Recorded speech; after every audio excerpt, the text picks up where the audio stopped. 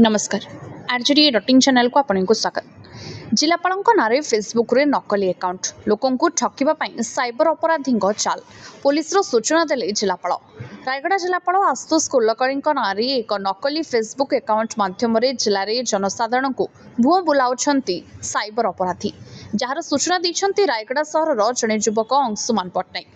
अंशुमान कहवा अनुसार जिलापाल आशुतोष कुलकर्णी नाँ और फोटो रही एक फेसबुक प्रोफाइल रु बंधुता अनुरोध आसला। अंशुमान यह जिलापाल को सोशल मीडिया अकाउंट भावी बंधुता अनुरोध को ग्रहणपूर्वक उक्त अकाउंट सहित जोड़ी होते। यापर उक्त अकाउंट रु फेसबुक मेसेज माध्यम अंशुमान को नमस्कार सहित मोबाइल नंबर मागिथिले। एसहित उक्त अकाउंट रु तांकर जने बंधु सीआरपीएफ ऑफिसर एक बदली कारण निजर समस्त घरकरण सामग्री बिक्री करदेवे कहते। तेबे आपण जदि किनिबाकू राजी तेबे आपणकर फोन करेंगे बोली सेथिरे मेसेज उल्लेख रही।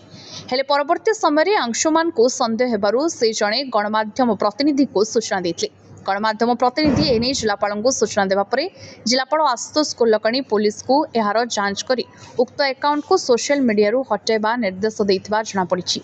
एने एसपी स्वातीश कुमार को पचारू जिलापाल निर्देश पर एने फेसबुक को यार सूचना दिया सहित तथ्य मगा जाइथिबा बोली कहछंती।